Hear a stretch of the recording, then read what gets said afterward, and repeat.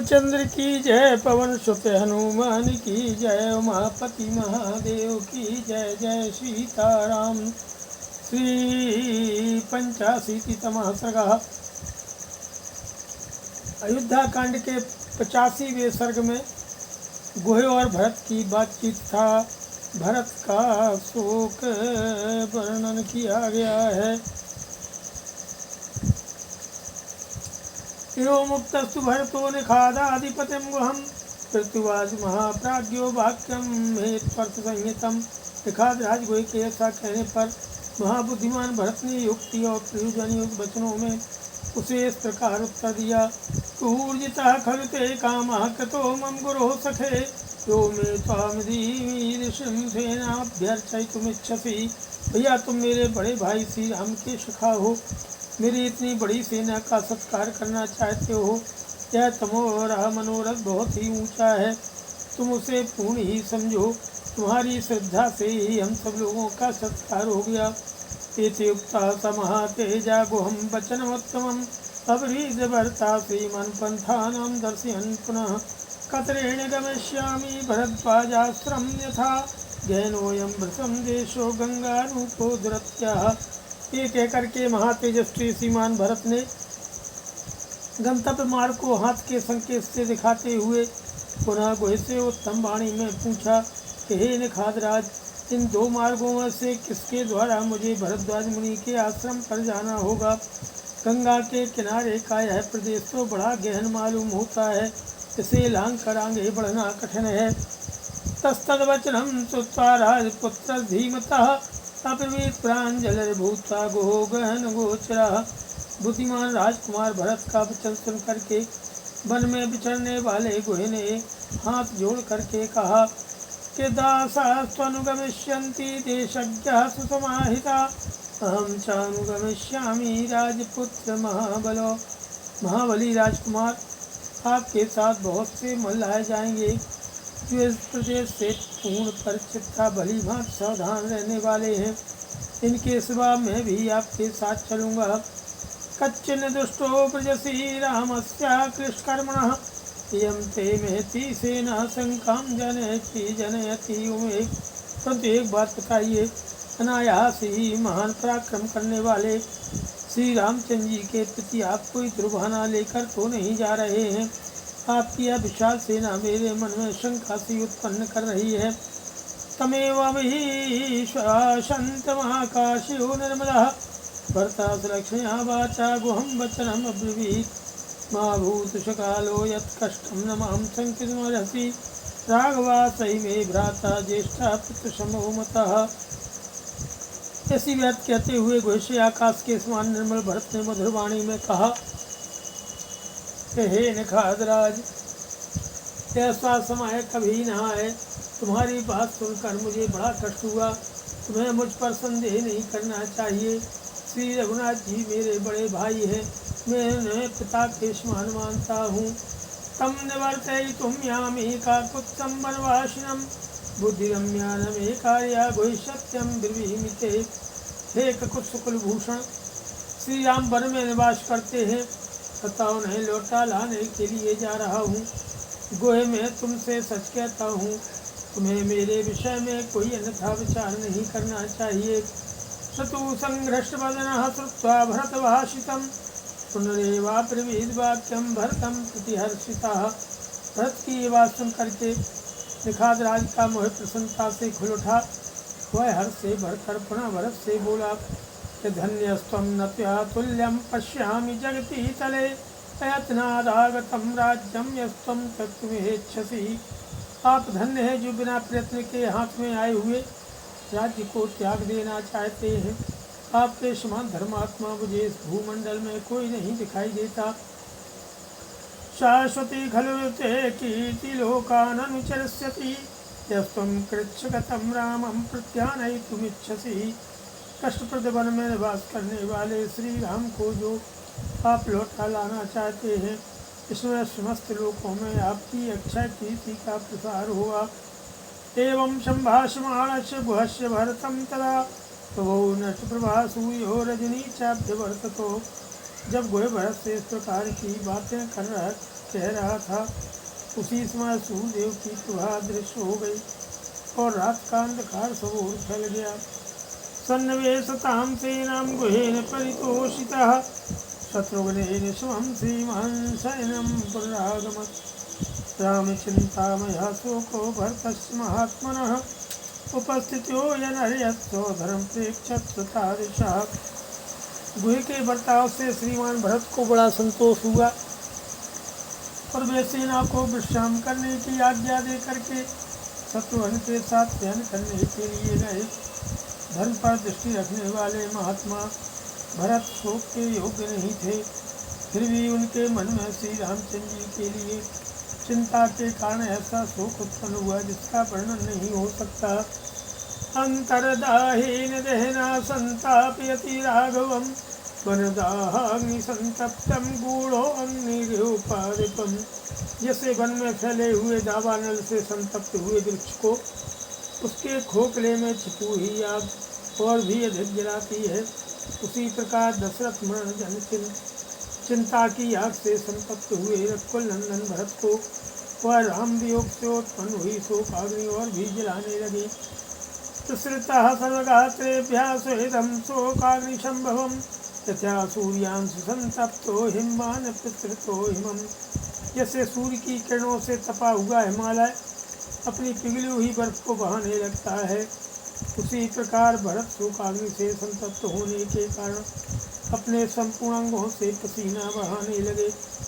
कि ध्यान निर्दर शैलेन विनिश्वसित धातुना दैन पाद प्रसंगेन शोकायासाधि श्रृंगण प्रमोहानंद सत्वेन संतापौषधि वेणुना आक्रांतो दुख शैलेनो महता कैकयीषुतः।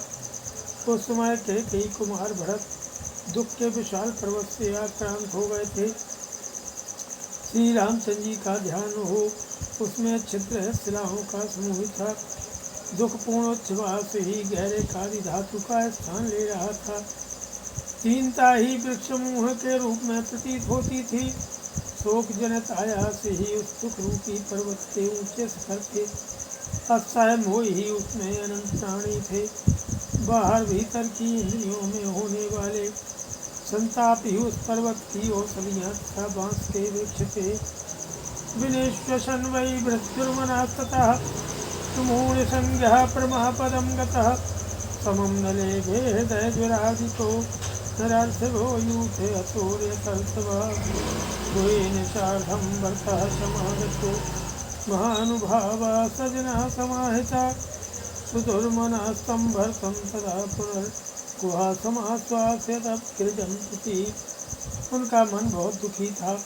वे लंबी सांसें खींचते हुए सहसा अपनी सुदबुद को करके बड़ी भारी आपत्ति में पड़ गए। मानसिक चिंता से पीड़ित होने के कारण नरश्रेष्ठ भरत को शांति नहीं मिलती थी। उनकी दशा अपने झुंड से बिछड़े हुए बैल की सी हो रही थी। श्री परिवार सहित एकाग्रचित महानुभाव भरत जब गुहे से मिले उस समय उनके मन में बड़ा दुख था। वे अपने बड़े भाई के लिए चिंतित थे, अतः गुहे ने उन्हें पुनः आश्वासन दिया। अतः षडशीतितमः सर्गः नमः। अयोध्या कांड के 86वें सर्ग में निखादराज गुहे के द्वारा लक्ष्मण के सद्भाव विलाप का वर्णन किया गया है। अचक्षेत सद्भावं लक्ष्मणस्य महात्मनः भरताय प्रमेयाय गुहो गहन गोचरः। मनचारी गुहे ने अप्रमेय शक्तिशाली भरत से महात्मा लक्ष्मण के सद्भाव का इस प्रकार वर्णन किया कि तम जागृतं गुणयुक्तं भरचापे सुधारिणं भ्रातृगुप्त्यर्थमत्यन्तमहं लक्ष्मणमब्रुवम्। लक्ष्मण अपने भाई की रक्षा के लिए श्रेष्ठ धनुष और बाण धारण किए अधिक काल तक जागते रहे। उस समय उन सद्गुणशाली लक्ष्मण से मैंने इस प्रकार कहा कि यम तात सुखा सह्या तदर्थमुपकल्पितः प्रत्याशसि से स्वास्यां सुखं राघव नंदन। उचितोऽयं जनः सर्वो दुःखानां त्वं सुखोचितः धर्मात्मन्त्यस्य गुप्त्यर्थम जागरिष्यामहे वयम्। हे तात कुलनंदन, मैंने तुम्हारे लिए यह सुखदायिनी सैया तैयार की है। तुम इस पर सुखपूर्वक सो और भली भांति विश्राम करो। यह मैं सेवक तथा इसके साथ के सब लोग वनवासी होने के कारण दुख सहन करने के योग्य हैं, परंतु तुम सुख में ही पले होने के कारण उसी के योग्य हो। हे धर्मात्मन, हम लोग रामचंद्र जी की रक्षा के लिए रात भर जागते रहेंगे। नहीं रामात प्रियतरो ममाति भुवि कश्चन मोचुको भूव मे तजते सत्यम तवः गिरतः। मैं तुम्हारे सामने सत्य कहता हूँ कि इस भूमंडल में मुझे श्री राम से बढ़कर प्रिय दूसरा कोई नहीं है, तथा तुम उनकी रक्षा के लिए उत्सुक न हो। अस्य प्रसादादासंसे लोकेऽस्मिन् सुमहदिशः धर्मवाप्तिं च विपुलामर्थकामौ च केवलौ सोऽहं प्रियशकं रामं स्यानं सह सीतया रक्षिष्यामि धनुष्पाणिः सर्वैश्वैगातिवीशः। श्री रघुनाथ जी के प्रसाद से ही मैं इस लोक में महान यश, प्रचुर धन लाभ, धर्म लाभ तथा विशुद्ध अर्थ एवं भोग्य वस्तु पाने की आशा करता हूँ। अतः मैं अपने समस्त बंधु बांधवों के साथ हाथ में धनुष लेकर के सीता के साथ सोए हुए प्रिय सखा श्री राम की रक्षा करूँगा। नहीं मैं विदितम किंचित बने अस्मिन् चरतः सदा चतुरंगम्यपि बलम प्रसहेमि वयं युधि। इस वन में सदा चरते रहने के कारण मुझसे यहाँ की कोई बात छिपी नहीं है। हम लोग यहाँ युद्ध में शत्रु की चतुरंगणी सेना का भी अच्छी तरह सामना कर सकते हैं। एवं अस्माभिरुक्तेन लक्ष्मणेन महात्मना अनुनीता वयं सर्वे धर्मेवानुपश्यता। हमारे इस प्रकार कहने पर धर्म पर ही दृष्टि रखने वाले महात्मा लक्ष्मण ने हम सब लोगों से अनुनय पूर्वक कहा, कथम दासरथौ भूमौ शयाने सह सीतया शक्या निद्रा मया लब्धुम जीवितानि सुखानि व। हे निखादराज, जब दशरथ नंदन श्री राम देवी सीता के साथ भूमि पर शयन कर रहे हैं, तब मेरे लिए उत्तम सिया पर सोकर नींद लेना, जीवन धारण के लिए स्वादिष्ट अन्न खाना अथवा दूसरे सुखों को भोगना कैसे संभव हो सकता है। यो न देवासुरैः सर्वैः शक्यः प्रशयितुं युधि तं पश्युगुहे संविष्टं तृणेषु सीतया। हे गुहे, देखो, संपूर्ण देवता और असुर मिलकर भी युद्ध में जिनके वेग को नहीं सह सकते, वे ही श्री राम इस समय सीता के साथ तिनकों पर सो रहे हैं। महता तपसा लब्धो विविधैश्च परिश्रमैः एको दशसहस्रैको पुत्रः सदृश्य लक्षणो अस्मन् प्रव्राजिते राजा न चिरं वर्तयिष्यति विधवा मेदिनी नूनं क्षिप्रमेव भविष्यति। वनेषु महानादं श्रमेणो परतः स्त्रिया निर्घोषो वृतो नून मध्यराजे निवेशने। महान तप और नाना प्रकार के परिश्रम साध्य उपायों द्वारा जो यह महाराज दशरथ को अपने शिवानोत्तम लक्षणों से युक्त ज्येष्ठ पुत्र के रूप में प्राप्त हुए हैं, उन्हीं इन श्री राम के वन में आ जाने से राजा दशरथ अधिक काल तक जीवित नहीं रह सकेंगे। जान पड़ता है निश्चय ही यह पृथ्वी अब शीघ्र ही विधवा हो जाएगी। अवश्य ही अब वनवास की स्त्रियां बड़े जोर से आर्तनाद करके अधिक श्रम के कारण अब चुप हो गई होंगी और राजमहल का तब वह हाहाकार इस समय शांत हो गया होगा कि कौशल्या च राजा च तथैव जननी मम नाशंसे यदि ते सर्वे जीवेयुः सर्वरीममाम्। महारानी कौशल्या, राजा दशरथ, मेरी माता सुमित्रा, ये सब लोग आज की इस रात तक जीवित रह सकेंगे या नहीं, यह मैं नहीं कह सकता। जीवेदपि च मे माता सत्वनस्यान्ववेक्ष्या दुखिताया हि कौशल्या वीरशूरविनिशिष्यति। शत्रुघ्न की बाट देखने के कारण संभव है मेरी माता सुमित्रा जीवित रह जाएं, परंतु पुत्र के प्रय से दुख में डूबी हुई पीर जननी कौशल्या अवश्य नष्ट हो जाएंगी।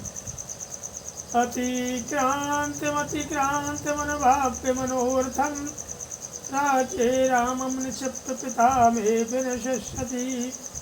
महाराज की इच्छा थी कि श्री राम को राज्य पर अभिषिक्त करूं। अपने उस मनोरथ को न पाकर श्री राम को राज्य पर स्थापित किए बिना ही हाय मेरा सब कुछ नष्ट हो गया। ऐसा कहते हुए मेरे पिताजी अपने प्राणों का परित्याग कर देंगे। सिद्धार्थ पितरम वृत्तम तस्मिन् काले उपस्थिते प्रेतकार्ये सर्वेषु संस्करिष्यन्ति भूमिकम्। उनकी उस मृत्यु का समय उपस्थित होने पर जो लोग वहाँ रहेंगे और मेरे मरे हुए पिता दशरथ का सभी प्रेत कार्यों में संस्कार करेंगे, वे ही सफल मनोरथ और भाग्यशाली हैं। रम्य चत्वर संस्थानां च विभक्त महापथां धर्म प्रासाद संपन्नां सर्वरत्न विभूषितां गजासुरथ संबाधां सूर्यनाद विनादितां सर्वकल्याण संपूर्णां हृष्टपुष्टजनाकुलां आरामोद्यान संपूर्णां समाजोते सौशालिनीं सुखिता विचरिष्यन्ति राजधानीं चतुर्ममो। यदि पिताजी जीवित रहे तो रमणीय चबूतरों और चौराहों के सुंदर स्थानों से युक्त पृथक पृथक बने हुए विशाल राजमार्गों से अलंकृत धनिकों की अट्टालिकाओं और देव मंदिरों एवं राजभवनों से संपन्न सब प्रकार के रत्नों से विभूषित हाथियों घोड़ों और रथों के आवागमन से भरी हुई वेदवाद्यों की ध्वनियों से निनादित समस्त कल्याणकारी वस्तुओं से भरपूर हृष्ट पुष्ट मनुष्यों से व्याप्त पुष्पवाटिकाओं और उद्यानों से परिपूर्ण तथा सामाजिक उत्सवों से शोभित हुई मेरे पिता की राजधानी अयोध्यापुरी में जो लोग विचरेंगे वास्तव में ये ही सुखी हैं। अपि सत्य प्रतिज्ञेन सार्धम कुशलिना वयम निवृत्ते समये हस्मिन् सुखिता प्रविशेमहि। क्या वनवास की इस अवधि के समाप्त होने पर सकुशल लौटे हुए सत्यप्रतिज्ञ श्री राम के साथ हम लोग अयोध्यापुरी में प्रवेश कर सकेंगे। परिदेवयमाय देवयमानस्यो तस्यैवं हि महात्मनः तिष्ठतो राजपुत्रस्यो सर्वरी सत्यवर्ततो। इस प्रकार विलाप करते हुए महामनुष्य राजकुमार लक्ष्मण की वह सारी रात जागते ही बीती। प्रभाते विमले सूर्ये कारयित्वा जटावहौ अस्मिन् भागीरथी तीरे सुखं संतारितो मया। प्रातः काल निर्मल सूर्योदय होने पर मैंने भागीरथी के तट पर बट के दूध से उन दोनों के केशों को जटा का रूप दिलवाया और उन्हें सुखपूर्वक पार उतारा। जटाधरौ तौ ध्रुमचीरवासितौ महाबलौ कुञ्जरयूथपोपमौ बलेरी चापधरौ परन्तपौ वपेक्षमाणौ सहसीते आगतौ। सिर पर जटा धारण करके बलकल एवं चीर वस्त्र पहने हुए महाबली शत्रु संतापी श्री राम और लक्ष्मण दो गज यूथपतियों के समान यो शोभा पाते थे। वे सुंदर तरकश और धनुष्बाण धारण करके इधर उधर देखते हुए सीता के साथ चले गए। श्रेयथ 87तमः सर्गः। इस प्रकार से अयोध्या कांड के 87वें सर्ग में भरत की मूर्छा से गुहे शत्रुघ्न और सतमाताओं का दुखी होना, होश में आने पर भरत का गुहे से श्री राम आदि के भोजन शयन आदि के विषय में पूछना और गुहे का उन्हें सब बातें बताने का वर्णन है कि गुहस्य वचनम श्रुत्वा भरतो भृशमप्रियं ध्यानं जगाम तत्सौ यत्र तत्श्रुतमप्रियं। गुहा की का श्री राम के जटा धारण आदि से संबंध रखने वाला अत्यंत अप्रिय वचन सुनकर के भरत चिंतामग्न हो गए। जिन श्री राम के विषय में उन्होंने अप्रिय बात सुनी थी उन्हीं का वे चिंतन करने लगे। उन्हें वह चिंता हो गई कि अब मेरा मनोरथ पूर्ण न हो सकेगा। श्री राम ने जब जटा धारण कर ली तब वे शायद ही लौटे। किशुकुमारो महासत्वः शिष्कंधो महाभुजा पुंडरीक विशालाक्षस्तरणा प्रियदर्शनः प्रत्याश्वसमुहूर्तं तु कालं परम दुर्मनः ससाद सहसा तोत्रैर्हृदि विद्धियोदीपः। भरत सुकुमार होने के साथ ही महान बलशाली भी थे। उनके कंधे सिंह के समान थे, भुजाएं बड़ी बड़ी और नेत्र विकसित कमल के समान सुंदर थे। उनकी अवस्था तरुण थी और वे देखने में बड़े मनोरम थे। उन्होंने गुह की बात सुनकर 2 घड़ी तक किसी प्रकार धैर्य धारण किया। फिर उनके मन में बड़ा दुख हुआ। वे अंकुश से विद्ध हुए हाथी के समान अत्यंत व्यथित होकर के सहसा दुख से शिथिल एवं मूर्छित हो गए। भरतं मूर्छितं दृष्ट्वा विवर्ण बदनो गुहा बभूव पृथतस्तत्र भूमिकंपे यथा द्रुमः। भरत को मूर्छित हुआ देख गुह के चेहरे का रंग उड़ गया। वह भूकंप के समय मथित हुए वृक्ष की भांति वहाँ व्यथित हो उठा। तदवस्थं तु भरतं सत्गुणोऽनंतर स्थितः परस्वजरोदोच्चैर्विषंज्ञं विषंज्ञः शोककर्षितः। शत्रुघ्न भरत के पास ही बैठे थे। वे उनकी वैसी अवस्था देख उन्हें हृदय से लगाकर जोर जोर से रोने लगे और शोक से पीड़ित हो अपनी सुध-बुध खो बैठे। ततः सर्वाः समापेतुर्मातुरो भरतस्यताः उपवास कृशादीना भरत विषन्न कर्षिताः। इसके बाद भरत की सभी माताएं वहां आ पहुंची। वे पति वियोग के दुख से दुखी उपवास करने के कारण दुर्बल और दीन हो रही थीं। ताश्चितं पतितं भूमौ रुदत्यः परिवारयन् कौशल्या तनुसृत्यैनं दुर्मना परिकस्वजे। वत्सला स्वं यथा वत्समुपगवय्य तपस्विनी परिपपृच्छ भरतं रुदिति शोकलालसा। भूमि पर खड़े हुए भरत को उन्होंने चारों ओर से घेर लिया और सबकी सब रोने लगी। कौशल्या का हृदय तो दुख से और भी कातर हो उठा। उन्होंने भरत के पास जाकर उन्हें अपनी गोद में चिपका लिया। जैसे वत्सला गो अपने बछड़े को गले से लगाकर चाटती है, उसी तरह शोक से व्याकुल हुई तपस्विनी कौशल्या ने भरत को गोद में लेकर रोते रोते पूछा कि पुत्र व्याधिर्नते कश्चित् शरीरं प्रतिबाधते अस्य राजकुलस्यादो त्वदधीनं हि जीवितम्। अरे बेटा, तुम्हारे शरीर को कोई रोग हो तो कष्ट नहीं पहुंचा रहा है। अब इस राजवंश का जीवन तुम्हारे ही अधीन है। त्वां दृष्ट्वा पुत्र जीवामि रामे सभ्रातृके गते वृत्ते दशरथे राज्ञी नाथे कस्तमद्य नः। हे वत्स, मैं तुम्ही को देखकर जी रही हूँ। श्री राम लक्ष्मण के साथ वन में चले गए और महाराज दशरथ स्वर्गवासी हो गए। अब एकमात्र तुम ही हम लोगों के रक्षक हो। कच्चिन लक्ष्मणे पुत्र सुतम ते किंचिदप्रियम पुत्रे बाहिक पुत्राया सह भार्ये वनम गते। अरे बेटा, सच बताओ, तुमने लक्ष्मण के संबंध में अथवा मुझे एक ही पुत्र वाली माँ के बेटे वन में सीता सहित गए हुए श्री राम के विषय में कोई अप्रिय बात तो नहीं सुनी है। सा मुहूर्तम समास्वस्य रुदन्येव महायसा कौशल्याम परिशांत्वेदं गुहं वचनम अब्रवीत। 2 ही घड़ी में जब महायशस्वी भरत का चित्त स्वस्थ हुआ, तब उन्होंने रोते रोते ही कौशल्या को सांत्वना दी और कहा कि माँ घबराओ मत, मैंने कोई अप्रिय बात नहीं सुनी है।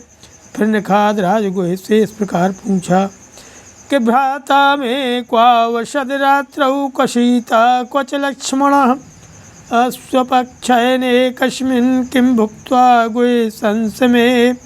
हे गुहे, उस दिन रात में मेरे भाई श्री राम कहाँ ठहरे थे, सीता कहाँ थी और लक्ष्मण कहाँ रहे, उन्होंने क्या भोजन करके कैसे बिछोने पर शयन किया था, ये सब बातें मुझे बताओ। स्वब्रवीद भरतं दृष्टो निखादाधिपतिर्गुहा यद्विधं प्रतिपेदे च रामे प्रियते अतिथौ। वे प्रश्न सुन करके निखाद राजगुह बहुत प्रसन्न हुआ और उसने अपने प्रिय एवं हितकारी अतिथि श्री राम के आने पर उनके प्रति जैसा बर्ताव किया था वह सब बताते हुए भरत से कहा कि अन्यमुच्चावचं भक्त्या फलानि विविधानि च रामायाभ्यवहारार्थं बहुशोऽपिहृतं मया तत्सर्वं प्रत्यनुज्ञासीद् रामः सत्यपराक्रमः न हि तत्प्रत्यग्रधात् स्वक्षत्रधर्ममनुस्मरन्। मैंने भांति भांति के अनेक प्रकार के खाद्य पदार्थ और कई तरह के फल श्री रामचंद्र जी के पास भोजन के लिए प्रचुर मात्रा में पहुँचाए। सत्यपराक्रमी श्री राम ने मेरी दी हुई सब वस्तुएं स्वीकार तो की, किंतु क्षत्रिय धर्म का स्मरण करते हुए उनको ग्रहण नहीं किया, मुझे आदरपूर्वक सब लौटा दिया। के नहीं अस्माभिः प्रतिग्राह्यं सखे देयं तु सर्वदा इति तेन वयं सर्वे अनुनीता महात्मना। फिर उन महात्मा ने हम सब लोगों को समझाते हुए कहा, सखे हम जैसे क्षत्रियों को किसी से कुछ लेना नहीं चाहिए, अपितु सदा देना ही चाहिए।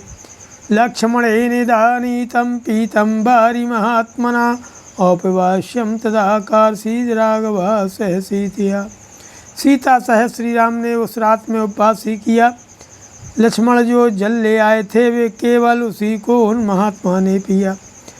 ततस्तु जल से केन लक्ष्मणोप्य करो तदा भाग्यतास्ते त्रिहा संध्यां समुपासन्त संहिता।